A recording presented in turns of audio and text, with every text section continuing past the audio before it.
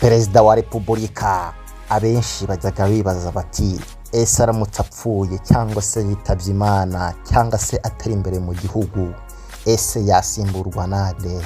Uyu munsi Media TV twaguteguriye byinshi cyane bigiye bitandukanye abenshi bajyaga bibaza mu mitwe yabo no mu mitima yabo bavuga bati ese Perezida wa Repubulika aramutse yitabye Imana cyangwa se akaba atari imbere mu gihugu ntihahita haba intambara.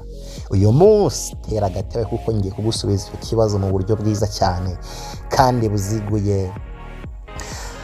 Tudatinze rero reka dutangire dusenga Imana Nyagasani turengera umukuru w'igihugu kuko niwe duhanze amaso, kuko niwe Imana yahaye ubwenge ikamuha ubushobozi bwo kureyobora imbaga y'abaturage bose.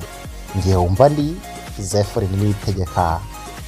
Tudatinze rero reka dute tureba icyo itegeko nshinga ribivugaho. Itegeko nshinga rwose mujye musoma amategeko kuko umuntu udasoma hari byinshi atamenya kandi ubwenge bwinshi buhishwe mu bitabo. Mu gihe Perezida wa Repubulika atari mu gihugu arwaye cyangwa se adashoboye gukora imirimo ye by'igihe gitoya, umusigariraho siwe umusimbura iyo yitabye Imana.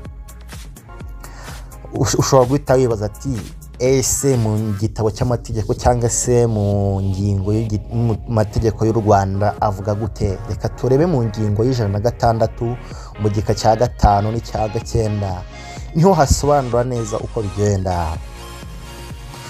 Iyo Perezida yitabye Imana asimburwa na Perezida wa Sena, ataboneka agasimburwa na Perezida w'umutwe w'abadepite. Iyo abo bombi batabonetse imirimo ye nka Perezida wa Repubulika ikorwa by'agateganyo na Minisitiri w'Intebe. Ushobora guhita wibaza ati iri sinari mbizi, iki ni cyo gihe cyo kugira ngo ubimenye.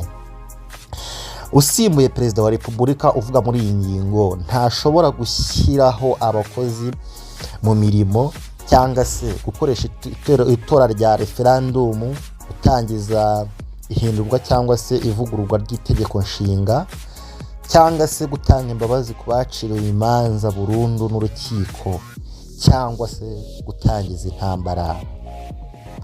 Tudatinze umva aka kantu k'ingenzi. Perezida wa Sena asimburwa na Perezida wa Repubulika iyo yitabye Imana gusa.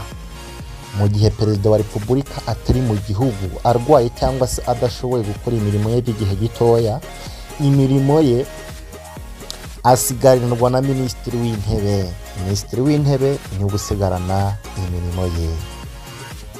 Hari abajyaga babivuga ukundi cyangwa se mu bindi bintu bigiye bitandukanye bidasobanutse. Mujye munyuzamo musome itegeko nshinga bituma murushaho kumenya igihugu neza. Ngiye wumvaga ndi Zefuri ni Media TV. Kora subscribe kandi no kukazogera kugira ngo dukomeze tuganire 5 kuri 5 cyangwa se ushyire muri comment ikindi twazakugarukiraho.